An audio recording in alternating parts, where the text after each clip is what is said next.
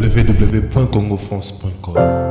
Deux petits pays comme le Rwanda et l'Ouganda ne pouvaient pas faire la guerre au Grand Congo sans l'aide financière, militaire et diplomatique des États-Unis d'Amérique. Et pourquoi?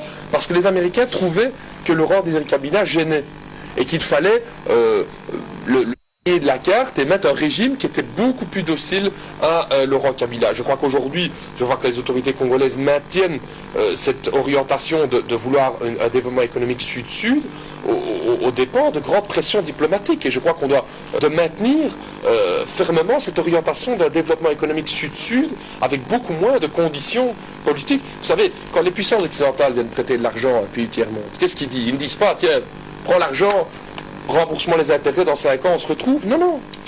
Ils disent, prends l'argent, mais d'abord, tu dois organiser les élections comme nous on veut qu'on fasse des élections, acheter de l'armement qui vient des pays européens, acheter les produits, les œufs, la mayonnaise, le poulet qui vient de l'Union européenne. Donc il y a plein de conditions politiques et économiques qui sont mises à ce genre de prêt.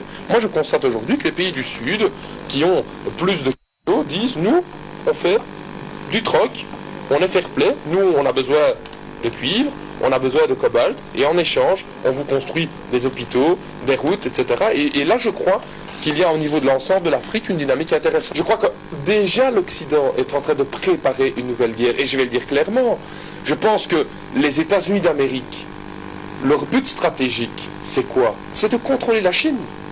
De contrôler la Chine, de contrôler l'Asie. Et donc, quelles sont les voies d'approvisionnement en pétrole qui approvisionnent la Chine en pétrole?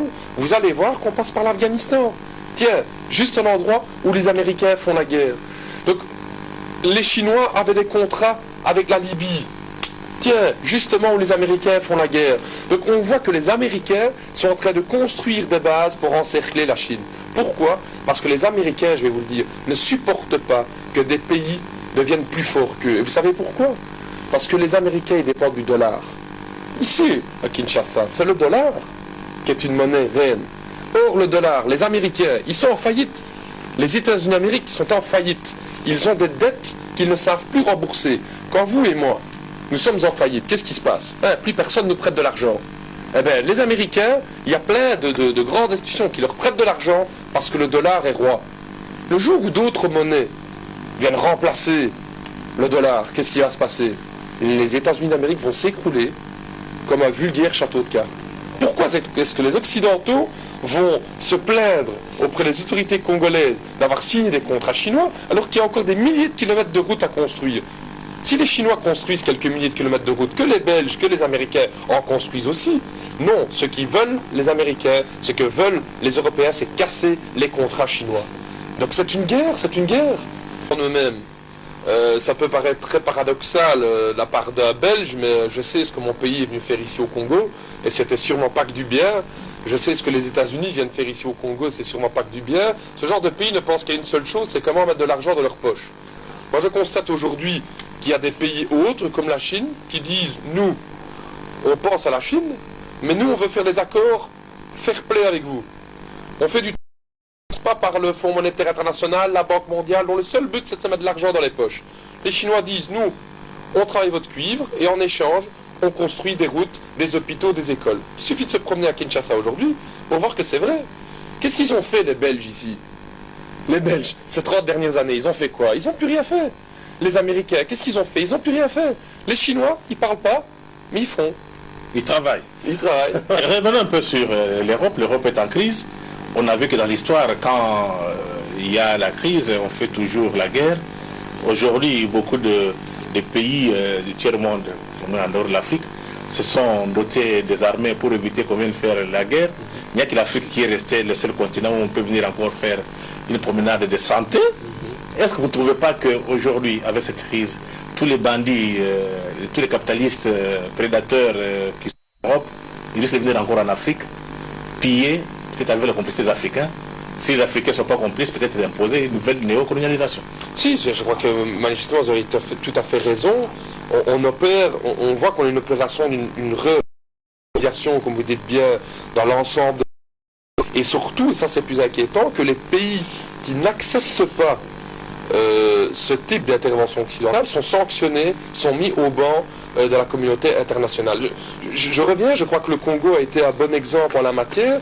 Lorsque Laurent Désiré Kabila a pris le pouvoir, il aura fallu 1 an et demi pour que, par force interposée rwandaise et ougandaise, les Américains organisent une intervention armée en République démocratique du Congo. Car il ne faut pas être dupe, deux petits pays comme le Rwanda et l'Ouganda ne pouvaient pas faire la guerre au Grand Congo sans l'aide financière, militaire et diplomatique des États-Unis d'Amérique. Et pourquoi? Parce que les Américains trouvaient que Laurent Désiré Kabila gênait et qu'il fallait le balayer de la carte et mettre un régime qui était beaucoup plus docile à Laurent Kabila. Je crois qu'aujourd'hui, je vois que les autorités congolaises maintiennent cette orientation de vouloir un développement économique sud-sud aux dépens de grandes pressions diplomatiques. Et je crois qu'on doit souligner le rôle positif joué par le président Joseph Kabila de maintenir l'orientation d'un développement économique sud-sud. Jean, puis tiers-monde. Qu'est-ce qu'ils disent? Ils ne disent pas, tiens, prends l'argent, remboursement les intérêts, dans 5 ans on se retrouve. Non, non.